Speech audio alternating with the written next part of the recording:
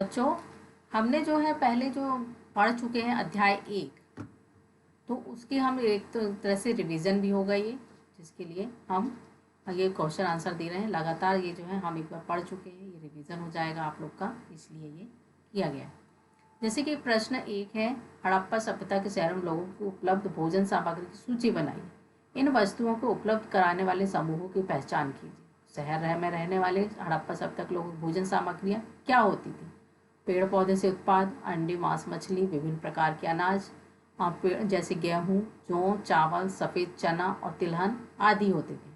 उसी तरह से दूध, दही, घी, संभवतः शहद भी उस समय प्राप्त होता था। और कई बार जले हुए अनाज के दानों, बीजों, हड्डियों आदि से भी सहायता यहाँ के लोग खान पान की आदतों का पता लगता है। हड़प्पा के लोग जो अधिक मात्रा में पेड़ पौधे के उत्पाद और जानवरों से प्राप्त उत्पादों का ही सेवन करते, ये सारी चीज़ें तुम लोग को बताया जा चुका है पहले भी। और यहाँ पर दुधारू पशुओं को पालन किया जाता था। और फिर सिल्क में बनी जो है नींबू की पत्ती से स्पष्ट है कि यहाँ पर नींबू, खजूर, अनार, नारियल जैसे फलों की भी जानकारी प्राप्त होती है। फिर है पुरातत्व हड़प्पाई समाज में सामाजिक आर्थिक भिन्नताओं को पता किस प्रकार लगाते हैं, कौन सी भिन्नताओं पर ध्यान देते हैं। तो ये चीज़ भी हमने आप लोग को बता दी है। आर्थिक और सामाजिक भिन्नताओं का पता लगाने के लिए अनेक विधियों का प्रयोग करते हैं, जैसे समाधानों का अध्ययन और विलासिता की वस्तुओं की खोज। फिर ये भी हमने आप लोग को बता दिए थे कि समाधानों का अध्ययन किस प्रकार से करते हैं। तो समाधान क्या है? इसमें सामाजिक आर्थिक भिन्नताओं का पता लगाने के लिए समाधान का अध्ययन करते समय अनेक भिन्नताएं दृष्टिगोचर होती हैं। जैसे कई लोग होते थे, मृतकों को समान रूप से गड्ढा करके उसमें दफना दिया जाता था, किंतु कई समाधानों गर्तों की बनावट एक जैसी नहीं होती थी। समाधान गर्तों की बनावट सामान्य थी और कई जो थे ईंटों की चिनाई की बनी हुई थी और कई गर्तों की पाई जाने वाली विविधताओं से लगता है कि हड़प्पाई भिन्नताएं विद्यमान थी। और उनके साथ साथ बहुत सारी चीज़ें जो है उनके साथ रख दिया जाता था उसके अंदर, मतलब उनकी आवश्यकता की चीज़ें जो होती थी वह पूरी उनके साथ ही दफना दिया जाता था, जैसे कि हमने पहले भी आप लोग को बता चुके हैं।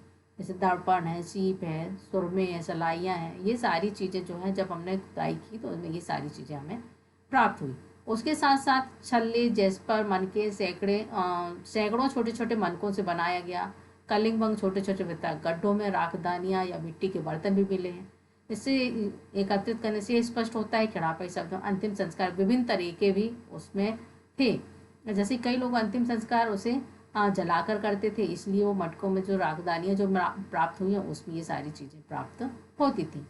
फिर विलासिता की वस्तुओं का पता लगाना, जिस तरह से समाधान के समय में बहुत सारी वस्तुएं जो हैं मृतक के साथ रख दी जाती थी, तो ये सारी चीज़ें चक्कियाँ, ब्रह्मांड है, सुइयाँ हैं, झावा है आदि चीज़ें जो विलासिता की वस्तुएं हैं, वह सारी चीज़ें भी खुदाई में प्राप्त हुई हैं।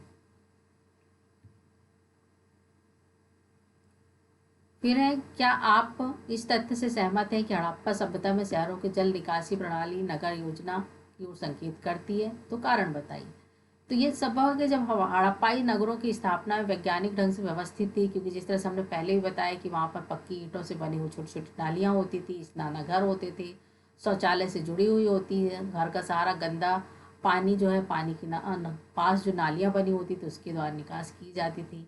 मध्य आकार की नालियाँ बड़े सड़कों के साथ साथ बने हुए नालों से मिलती थी, मतलब ये समकोण से स्तर पर ये काटती थी, मतलब कच्ची नालियाँ नगरों से निकलकर बड़े बड़े शहरों बड़ी नालियों तक ये मिलती थी।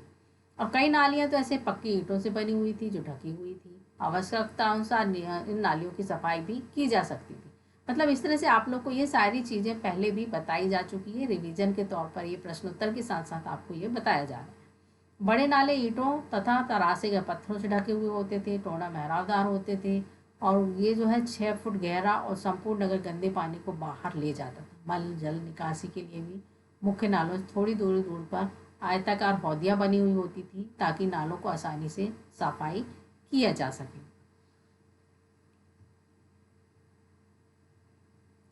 फिर है, हड़प्पा सभ्यता के मनकी बनाने के लिए प्रयुक्त पदार्थों की सूची बनाइए। मनकी क्या है? मनके जो मोतियाँ जो होती थी, माल्या जो बनाए जाते थे, वो किस चीज़ से बनाए जाते थे? तो जैसे कार्डलजियन, जेस्पर, स्टफेद, कार्डज, सैलखड़ी जैसे पत्थर, तांबा, कांसा, सोने जैसी धातुएं जो होती थी, जिनसे कि फायंस और पक्की मिट्टी आदि जो होते थे, जिनसे मनके 2 या 2 से अधिक पत्थरों को मिलाकर भी बनाए जाते थे। जिससे मनके को सोने के टॉप भी होता था, मतलब उनको जिस तरह से सोने की मोतियाँ होती हैं, जैसे दूसरी मोतियाँ होती हैं, वह सब भी इनके द्वारा ही तैयार किया जाता था।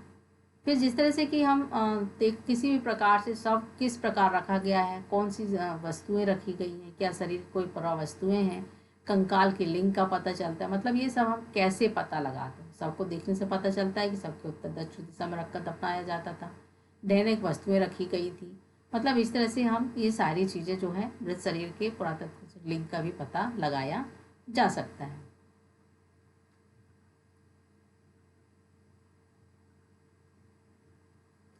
फिर है मोहनजोदड़ो की कुछ विशिष्टताओं का वर्णन, जैसे सुनियोजित नगर होना। सुनियोजित नगर, इसके बारे में हम लोग बता चुके हैं आपको कि 125 हेक्टेयर में यह फैला हुआ था। यह शहर जो है 2 भागों में विभक्त था।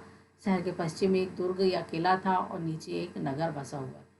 इसी तरह कच्ची ईंटों के कई चबूतरे भी मिले हैं, बड़े बड़े भवन भी होते थे, प्रशासनिक कार्य जहाँ पर होते रहे होंगे। ईंटों की दीवार भी है, दुर्ग के निचले शहर में भी अलग अलग कार्य करती है। इस तरह से कहीं जो है दुर्ग की अपेक्षा कहीं अधिक बड़ा रिहायशी क्षेत्र भी होते थे, जहाँ पर शिल्पी आदि रहते थे। निचले शहर में कई चारों ओर दीवारें भी बनाई गई थी। अनेक भवनों को भी ऊंचे निर्माण, जो चबूतरे थे वह निर्माण किए गए थे। इस तरह से नगर में बहुत सारी चीज़ें जो हैं, जो कि हमने पहले बता चुके हैं, इसलिए हम ये शॉर्ट में तुम लोग को दिखा रहे हैं और इसे आप लोग को कॉपी में नोट भी करनी है। फिर सुव्यवस्थित सड़कें एवं नीतियाँ, ये भी हमने आपको अभी बता दिया है कि सुव्यवस्थित सड़कें और नालियाँ जो हैं अभी समकोण पे काटती थी, तो कि जिनसे कि पक्की ईंटों की बनी हुई थी और ढकी हुई होती थी। थोड़ी थोड़ी दूरी पर कई हौदियाँ बनी हुई थी जिससे कि नाले की सफाई की जा सके। फिर यहाँ पर जो था विशाल स्नानागार, अन्नागार, ये भवन भी मिले। मतलब जो था जो भी भवन था उसके बीच में बहुत बड़ा भवन जो होता था स्नानागार होता था। जलाशय के दुर्ग के जो टीले थे उस स्नानागार के अनोखे उदाहरण प्राप्त होते हैं। फिर इसकी सबसे महत्वपूर्ण विशेषता यह है कि यहाँ पर जो थे कई प्रकाश के लिए आड़े तिरछे रोशनदान भी बनाए गए थे। ईंटों के चबूतरे भी कतार में प्राप्त होती है। एक बड़ी ओखली नुमा का भी निशान मिलता है। फिर विशाल स्नानागार जो है एक तरफ लंबा भवन होता था, जिसमें कि माता अनुसार यह भी हम कह सकते हैं उच्च अधिकारी यहाँ निवास करता रहा होगा, और उनके भवनों के समकक्ष भी था, जहाँ की 5-5 ईंटों की ऊंचाई पर 4-4 चबूतरों की पंक्तियां में थी।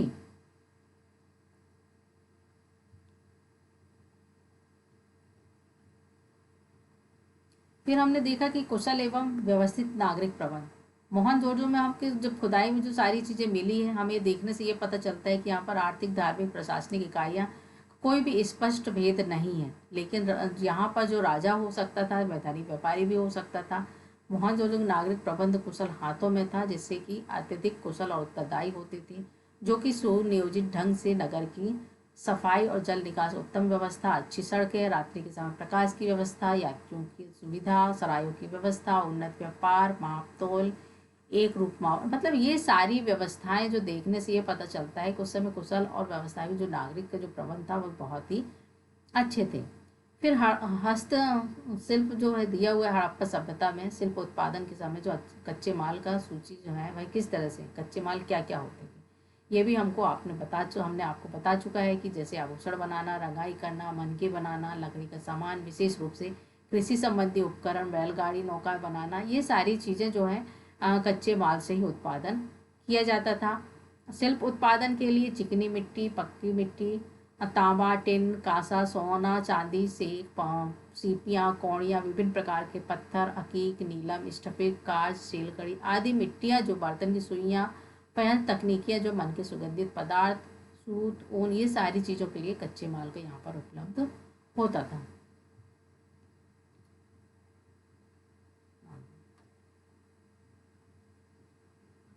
फिर उसके बाद है कि पुरातत्वविद जो है किस प्रकार के अतीत का पुनर्निर्माण करते हैं। पुरातत्वविद कौन है? जो इतिहासकार होते थे। हम देखते हैं कि विद्वानों को पाई गई कई लिपियाँ जो हैं पढ़ने में सफलता नहीं मिली है, लेकिन उसके बाद भी पुरातत्व वस्तुएं हड़प्पा संस्कृति पुनर्निर्माण की सहायता रही है। जैसे मिट्टी के बर्तन और औजार, मतलब ये सारी चीज़ें जो है इतिहास की जानकारी के लिए जो तत्व हैं वे सारी चीज़ें हैं, जैसे धातु है, पत्थर हैं, चीज़ें हैं, पत्थर, चिकनी मिट्टी आदि हैं, जिससे कि जिन्हें पुनर्निर्मित करके और पुरातत्व वस्तुएं की जाती हैं। फिर हड़प्पाई समाज के शासकों द्वारा किए जाने वाले संभावित कार्यों का चर्चा कीजिए।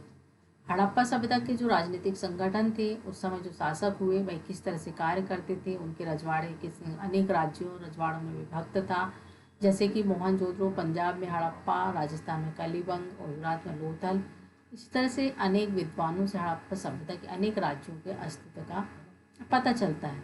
फिर इतिहासकारों का विचार भी है कि जिससे कि नियोजित बहुत सारी चीज़ें जो है वह शहरों के हड़प्पा के शहरों ईंटों का जैसा एक आकार भी है, प्रशासनिक नियंत्रण का कारण भी था, और ये सारे कार्य उस समय जो है संभावित शासकों द्वारा बहुत अच्छे से किया जाता था।